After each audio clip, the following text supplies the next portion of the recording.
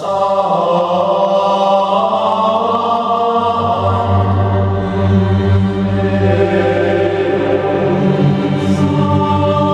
Friends, ಇವತ್ತಿನ ಅದ್ಭುತ ವಿಡಿಯೋಗೆ ನಿಮ್ಮೆಲ್ಲರಿಗೂ ಆತ್ಮೀಯ ಸ್ವಾಗತ. ಫ್ರೆಂಡ್ಸ್, ಗೋಮಾತೆಯು ಈ ಭೂಮಿ ಮೇಲಿರುವ ಎಲ್ಲ ಮಹಿಳೆಯರಿಗೆ ಒಂದು ಶಾಪವನ್ನು ನೀಡಿದ್ದಳು ಎಂಬ ವಿಷಯ ನಿಮಗೆ ತಿಳಿದಿದೆಯೇ?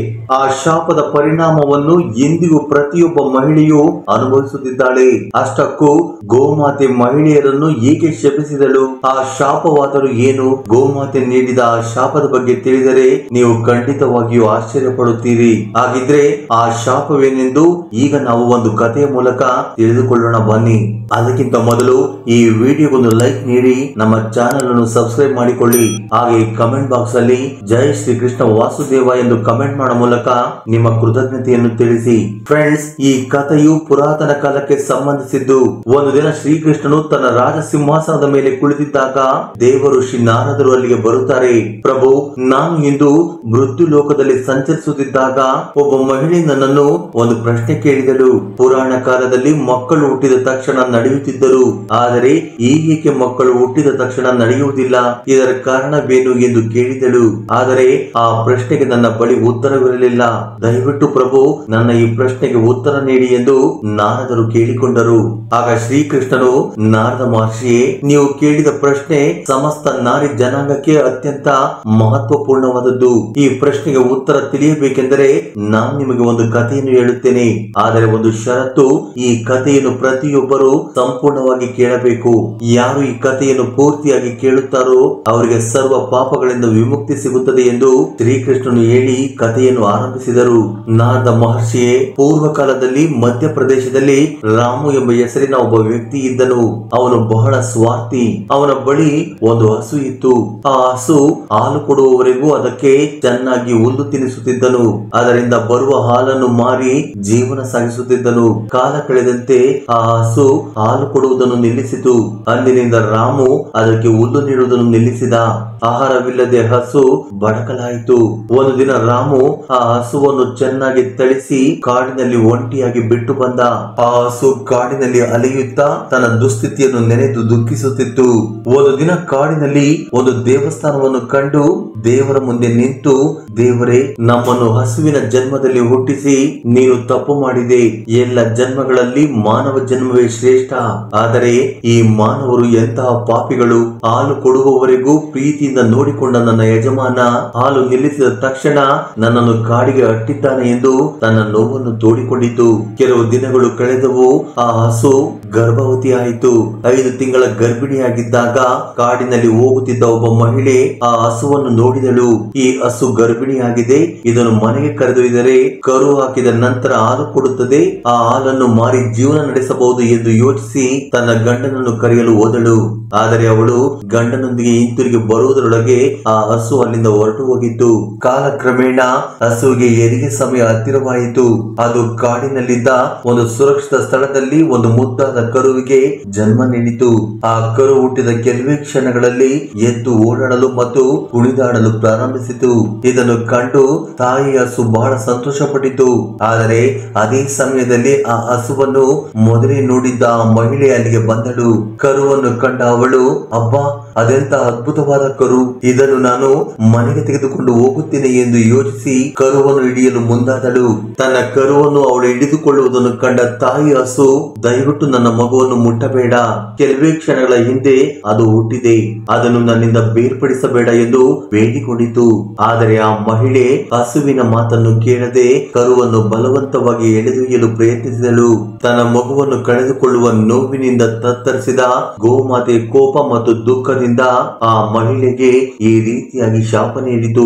ಏ ಸ್ವಾರ್ಥ ನಾರಿಯೇ, ಹುಟ್ಟಿದ ತಕ್ಷಣ ಎದ್ದು ನಡೆಯುವ ನನ್ನ ಕರುವನ್ನು ನನ್ನಿಂದ ಬೇರ್ಪಡಿಸಲು ಯತ್ನಿಸುತ್ತಿರುವೆ ಅಲ್ಲವೇ? ಇಂದಿನಿಂದ ಭೂಮಿ ಮೇಲೆ ಜನಿಸುವ ನಿನ್ನ ಸಂತತಿಯಾಗಲಿ ಅಥವಾ ಯಾವುದೇ ಮಾನವನ ಮಗುವಾಗಲಿ ಹುಟ್ಟಿದ ತಕ್ಷಣ ನಡೆಯುವ ಶಕ್ತಿಯನ್ನು ಕಳೆದುಕೊಳ್ಳಲಿ. ಅವರು ವರ್ಷಗಳ ಕಾಲ ನಡೆಯಲು ಮಾತನಾಡಲು ಅಸಮರ್ಥರಾಗಿ ಅಸಹಾಯಕರಾಗಿ ಇರಲಿ. ಮಕ್ಕಳನ್ನು ಇರುವ ಪ್ರತಿಯೊಬ್ಬ ತಾಯಿಯು ಅವರನ್ನು ವರ್ಷಗಳ ಕಾಲ ಎತ್ತಿಕೊಂಡು ಲಾಲನೆ ಪಾಲನೆ ಮಾಡಿ ತಮ್ಮ ಮಕ್ಕಳನ್ನು ಕಳೆದುಕೊಳ್ಳುವ ಭಯದಲ್ಲೇ ಬದುಕಲಿ. ಆಗ ನಿನಗೆ ತಾಯಿಯ ನೋವೇನೆಂದು ಅರ್ಥವಾಗುತ್ತದೆ ಎಂದು ಗೋಮಾತೆ ಆ ಮಹಿಳೆಗೆ ಶಾಪವನ್ನು ನೀಡುತ್ತಾಳೆ. ಆಗ ಶ್ರೀಕೃಷ್ಣನು ನಾರದ ಮಹರ್ಷಿ ಗೋಮಾತೆ ನೀಡಿದ ಆ ಶಾಪದ ಪರಿಣಾಮದಿಂದಾಗಿಯೇ ಇಂದಿಗೂ ಮಾನವ ಶಿಶುಗಳು ಹುಟ್ಟಿದ ತಕ್ಷಣ ನಡೆಯುವುದಿಲ್ಲ. ತಾಯಂದಿರು ತಮ್ಮ ಮಕ್ಕಳನ್ನು ಅತಿಯಾದ ಪ್ರೀತಿ ಮತ್ತು ಕಾಳಜಿಯಿಂದ ನೋಡಿಕೊಳ್ಳುತ್ತಾರೆ. ಇದೇ ಆ ಕಥೆ ಹಿಂದಿರುವ ರಹಸ್ಯ ಎಂದು ಶ್ರೀಕೃಷ್ಣನು ನಾರದರಿಗೆ ವಿವರಿಸಿದರು. ಹಸುವನ್ನು ಕದಿಯಲು ಬಂದಿದ್ದ ಮಹಿಳೆ ಮತ್ತೆ ಆ ಹಸುವನ್ನು ದೂರದಿಂದ ನೋಡಿದಳು. ಆ ಹಸುವನ್ನು ನೋಡುತ್ತಿದ್ದಂತೆ ಆಶ್ಚರ್ಯಗೊಂಡು, ಹಿಂದೆ ನಾನು ನೋಡಿದ ಹಸು ಇದೇ ಅಲ್ಲವೇ? ಇದಕ್ಕೆ ಕರು ಕೂಡ ಹುಟ್ಟಿದೆಯಲ್ಲ. ನಾನು ತಕ್ಷಣವೇ ಹೋಗಿ ನನ್ನ ಗಂಡನನ್ನು ಮತ್ತೊಮ್ಮೆ ಇಲ್ಲಿಗೆ ಕರೆದುಕೊಂಡು ಬರುತ್ತೇನೆ ಎಂದು ಹೇಳಿ ಆಕೆ ಅಲ್ಲಿಂದ ಹೊರಡಲು ಸಿದ್ಧಳಾದಳು. ಆದರೆ ಅಷ್ಟರಲ್ಲಿ ಆ ಮಹಿಳೆಯನ್ನು ನೋಡಿದ ಹಸು, ಅಮ್ಮ, ನಿನಗೆ ಪುಣ್ಯ ಬರುತ್ತದೆ. ನನ್ನ ಮಗು ಹಿಂದೆ ಬಿದ್ದಿದೆ. ದಯವಿಟ್ಟು ನನ್ನ ಮಗುವನ್ನು ನನ್ನ ಬೆನ್ನ ಮೇಲೆ ಇಡುತ್ತೀಯಾ?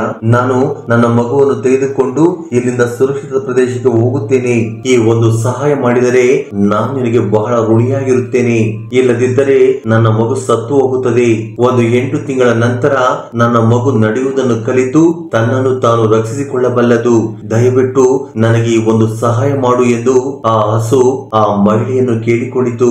ಶ್ರೀ ಚಕ್ರೇಶ್ವರಿ ಜ್ಯೋತಿಷ್ಯ ಪೀಠಂ. ನಿಮ್ಮ ಸಮಸ್ಯೆ ಏನೇ ಇರಲಿ ಚಿಂತಿಸಬೇಡಿ. ಈಗಲೇ ಕರೆ ಮಾಡಿ ಪರಿಹಾರವನ್ನ ಪಡೆದುಕೊಳ್ಳಿ. ಪ್ರೇಮ ವೈಫಲ್ಯ, ಗಂಡ ಹೆಂಡತಿ ಗುಪ್ತ ಸಮಸ್ಯೆ, ಇಷ್ಟಪಟ್ಟವರ ಜೊತೆ ಮದುವೆ, ಮಕ್ಕಳು ನಿಮ್ಮ ಮಾತು ಕೇಳುವಂತಾಗಲು, ನಿಮ್ಮ ಜೀವನದ ಕಠಿಣ ಹಾಗೂ ಗುಪ್ತ ಸಮಸ್ಯೆಗಳಿಗೆ ನಮ್ಮಲ್ಲಿ 2 ದಿನದಲ್ಲಿ ಗುಪ್ತ ರೀತಿಯಲ್ಲಿ ಪರಿಹಾರ ಶತಸಿದ್ಧ. ಪಂಡಿತ್ ಕಾಳಿದಾಸ ಗುರುಜಿ. ಹೆಚ್ಚಿನ ಮಾಹಿತಿಗಾಗಿ ಹಿಂದೆ ಸಂಪರ್ಕಿಸಿ 8722221062. ಇಲ್ಲಿ ಶ್ರೀಕೃಷ್ಣನು ನಾರದ ಮಹರ್ಷಿಗೆ ವಿವರಿಸುತ್ತಾರೆ. ಏ ನಾರದ, ಹಿಂದಿನ ಕಾಲದಲ್ಲಿ ಹೀಗಿರಲಿಲ್ಲ. ಹಸುವಿಗೆ ಕರು ಹುಟ್ಟಿದ ತಕ್ಷಣ ನಡೆಯಲು ಕಲಿಯುತ್ತಿರಲಿಲ್ಲ. ಕರು 8 ತಿಂಗಳ ನಂತರವಷ್ಟೇ ನಡೆಯಲು ಶಕ್ತವಾಗುತ್ತಿತ್ತು. ಶ್ರೀಕೃಷ್ಣನು ಮಾತನ್ನು ಮುಂದುವರಿಸುತ್ತಾ, ಏ ನಾರದ ಮಹರ್ಷಿ, ಯಾವಾಗ ಹಸು ಈ ಮಾತುಗಳನ್ನು ಹೇಳಿತೋ ಆಗ ಈ ಮಾತುಗಳನ್ನು ಕೇಳಿದ ಆ ಮಹಿಳೆ ಗಟ್ಟಿಯಾಗಿ ನಗಲು ಪ್ರಾರಂಭಿಸಿದಳು. ಜೊತೆಗೆ ಈ ರೀತಿಯಾಗಿ ಹೇಳಿದಳು, ನಿನ್ನ ಮಗು ಇಷ್ಟು ಕೊಳಕಿನಲ್ಲಿ ಬಿದ್ದಿದೆ. ನಾನು ನಿನ್ನ ಮಗುವನ್ನು ಎತ್ತಿ ನಿನ್ನ ಮೇಲೆ ಏಕೆ ಕೂರಿಸಬೇಕು? ನಾನು ನಿನಗೆ ಯಾವ ಪುರುಷೋತ್ತಿಗಾಗಿ ಏಕೆ ಸಹಾಯ ಮಾಡಬೇಕು ಎಂದು ವ್ಯಂಗ್ಯವಾಗಿ ಮಾತನಾಡುತ್ತಾ ಆ ಹಸುವನ್ನು ಗೇಲಿ ಮಾಡಿದಳು. ನಿಸ್ಸಹಾಯಕರಾಗಿದ್ದ ಆ ಹಸುವಿಗೆ ತನ್ನ ಮಗುವನ್ನು ಎತ್ತಿಕೊಂಡು ಅಲ್ಲಿಂದ ಹೋಗಲು ಸಾಧ್ಯವಾಗಲಿಲ್ಲ. ಶ್ರೀಕೃಷ್ಣನು ಹೇಳುತ್ತಾನೆ, ಏ ನಾರದ ಮಹರ್ಷಿ, ಆ ಕ್ಷಣದಲ್ಲಿ ಬಹಳಷ್ಟು ದುಃಖಕ್ಕೊಳಗಾದ ಆ ಹಸು ಕೋಪದಿಂದ ಆ ಸ್ತ್ರೀಗೆ ಈ ರೀತಿಯಾಗಿ ಶಾಪ ನೀಡಲು ಪ್ರಾರಂಭಿಸಿತು. ಅಮ್ಮ, ನಿನ್ನ ಮಗು ಹುಟ್ಟಿದ ತಕ್ಷಣ ನಡೆಯಬಲ್ಲದು ಎಂದಲ್ಲವೇ ನಿನಗೆ ಇಷ್ಟೊಂದು ಅಹಂಕಾರ?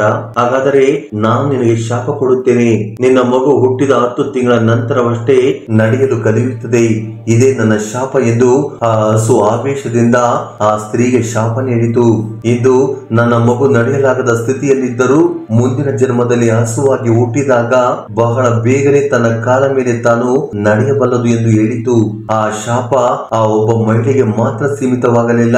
ಲೋಕದಲ್ಲಿರುವ ಸಮಸ್ತ ಮಾನವರು ಈ ಶಾಪಕ್ಕೆ ಪ್ರಭಾವಿತರಾದರು. ಮಾನವರೆಲ್ಲರೂ ತಮ್ಮ ಸ್ವಾರ್ಥದಿಂದ ಎಷ್ಟೋ ಪಾಪಗಳನ್ನು ಮಾಡುತ್ತಿರುವುದರಿಂದಲೇ ಅವರ ಸಂತತಿ ಹುಟ್ಟಿದ ತಕ್ಷಣ ನಡೆಯಲು ಕಲಿಯುತ್ತಿಲ್ಲ. ಇದಷ್ಟೇ ಅಲ್ಲದೆ ಸತ್ಯ ಯುಗದಲ್ಲಿ ಹುಟ್ಟಿದ ಶುಕದೇವನು ಹುಟ್ಟಿದ ತಕ್ಷಣ ನಡೆಯುತ್ತಿದ್ದನು. ಹಾಗೆಯೇ ದ್ವಾಪರ ಯುಗದಲ್ಲಿ ಹುಟ್ಟಿದ ವೇದ ವ್ಯಾಸರಂತವರು ಕೂಡ ಹುಟ್ಟಿದ ತಕ್ಷಣ ನಡೆಯುತ್ತಿದ್ದರು. ಆದರೆ ಕಲಿಯುಗದಲ್ಲಿ ಹುಟ್ಟುತ್ತಿರುವ ಮಕ್ಕಳು ಮಾತ್ರ ಹುಟ್ಟಿದ ತಕ್ಷಣ ನಡೆಯಲು ಸಾಧ್ಯವಾಗುತ್ತಿಲ್ಲ. ಅವರು ನಡೆಯಲು ಕಲಿಯಲು 10 ತಿಂಗಳ ಸಮಯ ತೆಗೆದುಕೊಳ್ಳುತ್ತಿದೆ. ಕೇವಲ ಆ ಒಬ್ಬ ಮಹಿಳೆಯನ್ನು ಮಾತ್ರವಲ್ಲ, ಸಮಸ್ತ ಮಾನವ ಜನಾಂಗವನ್ನು ಆ ಹಸು ಶಪಿಸಿತು. ಈ ಗೋಮಾತೆ ಶಾಪದ ಪರಿಣಾಮವಾಗಿಯೇ ಮಗು ಹುಟ್ಟಿದ 10 ತಿಂಗಳವರೆಗೂ ತನ್ನ ಕಾಲ ಮೇಲೆ ನಡೆಯಲಾಗದೆ ಬೇರೆಯವರ ಮೇಲೆ ಅವಲಂಬಿತವಾಗಬೇಕಾಗಿದೆ. ಆದರೆ ಹಸುವಿನ ಕರು ಮಾತ್ರ ಹುಟ್ಟಿದ ದಿನದಿಂದಲೇ ನಡೆಯಲು ಪ್ರಾರಂಭಿಸುತ್ತದೆ. ಯಾವುದೇ ಮೂಕ ಜೀವಿಗಳಿಗೂ ಹಾನಿ ಮಾಡಬಾರದು, ಯಾವುದೇ ಜೀವಿಯ ಮನಸ್ಸನ್ನು ನೋಯಿಸಬಾರದು ಎಂದು ನಮ್ಮ ಸನಾತನ ಧರ್ಮ ಹೇಳುತ್ತದೆ. ಗೋಸ್ವಾಮಿ ತುಳಸಿದಾಸರು ಕೂಡ ತಮ್ಮ ರಾಮಾಯಣದಲ್ಲಿ ಈ ವಿಷಯವನ್ನು ಬರೆದಿದ್ದಾರೆ. ಯಾವುದೇ ಪ್ರಾಣಿಯನ್ನು ಹಿಂಸಿಸಬಾರದು, ಅವುಗಳ ಮನಸ್ಸನ್ನು ನೋಯಿಸಬಾರದು ಎಂದು ಬರೆದಿದ್ದಾರೆ. ಹಾಗೆ ಮಾಡಿದರೆ ಕರ್ಮ ಫಲವನ್ನು ಮತ್ತು ಪಾಪ ಫಲವನ್ನು ಅನುಭವಿಸಬೇಕಾಗುತ್ತದೆ. ಆ ಹಸು ನೀಡಿದ ಶಾಪದಿಂದಲೇ ಎಲ್ಲ ಪ್ರಾಣಿ ಮತ್ತು ಪಕ್ಷಿಗಳ ಮರಿಗಳು ಹುಟ್ಟಿದ ತಕ್ಷಣ ನಡೆಯಬಲ್ಲವು. ಆದರೆ ಮಾನವರ ಮಕ್ಕಳು ಮಾತ್ರ ನಡೆಯಲಾರರು. ಒಂದು ಕಡೆಯಿಂದ ಮತ್ತೊಂದು ಕಡೆಗೆ ಹೋಗುವುದಕ್ಕೂ ಕೂಡ ಸಾಧ್ಯವಾಗುವುದಿಲ್ಲ. ಬೇರೆಯವರ ಸಹಾಯವಿಲ್ಲದೆ ಅವರು ಕದಲಲಾರರು, ತಮ್ಮನ್ನು ತಾವು ರಕ್ಷಿಸಿಕೊಳ್ಳಲಾರರು. ಹೀಗೆ ಆ ಒಬ್ಬ ಸ್ತ್ರೀ ಮಾಡಿದ ತಪ್ಪಿನಿಂದಾಗಿ ಸಮಸ್ತ ನಾರಿ ಜನಾಂಗ ಇಂದಿಗೂ ಆ ಶಾಪವನ್ನು ಅನುಭವಿಸುತ್ತಿದೆ. ಶ್ರೀ ಚಕ್ರೇಶ್ವರಿ ಜ್ಯೋತಿಷ್ಯ ಪೀಠಂ. ನಿಮ್ಮ ಸಮಸ್ಯೆ ಏನೇ ಇರಲಿ ಚಿಂತಿಸಬೇಡಿ, ಈಗಲೇ ಕರೆ ಮಾಡಿ ಪರಿಹಾರವನ್ನ ಪಡೆದುಕೊಳ್ಳಿ. ಪ್ರೇಮ ವೈಫಲ್ಯ, ಗಂಡ ಹೆಂಡತಿ ಗುಪ್ತ ಸಮಸ್ಯೆ, ಇಷ್ಟಪಟ್ಟವರ ಜೊತೆ ಮದುವೆ, ಮಕ್ಕಳು ನಿಮ್ಮ ಮಾತು ಕೇಳುವಂತಾಗಲು, ನಿಮ್ಮ ಜೀವನದ ಕಠಿಣ ಹಾಗೂ ಗುಪ್ತ ಸಮಸ್ಯೆಗಳಿಗೆ ನಮ್ಮಲ್ಲಿ 2 ದಿನದಲ್ಲಿ ಗುಪ್ತ ರೀತಿಯಲ್ಲಿ ಪರಿಹಾರ ಶತಸಿದ್ಧ. ಪಂಡಿತ್ ಕಾಳಿದಾಸ ಗುರುಜಿ. ಹೆಚ್ಚಿನ ಮಾಹಿತಿಗಾಗಿ ಹಿಂದೆ ಸಂಪರ್ಕಿಸಿ 8722221062. ಫ್ರೆಂಡ್ಸ್, ಈ ಅದ್ಭುತವಾದ ಮಾಹಿತಿಯ ಬಗ್ಗೆ ನಿಮ್ಮ ಅನಿಸಿಕೆ ಅಭಿಪ್ರಾಯಗಳನ್ನ ಕಮೆಂಟ್ ಬಾಕ್ಸ್ ಅಲ್ಲಿ ಕಮೆಂಟ್ ಮಾಡಿ. ಹಾಗೆ ಈ ವಿಡಿಯೋ ನಿಮ್ಗೆ ಇಷ್ಟವಾಗಿದ್ದರೆ ದಯವಿಟ್ಟು ಲೈಕ್ ನೀಡುವುದನ್ನು ಮರೆಯಬೇಡಿ. ಜೈ ಶ್ರೀಕೃಷ್ಣ ವಾಸುದೇವ. ಧನ್ಯವಾದಗಳು.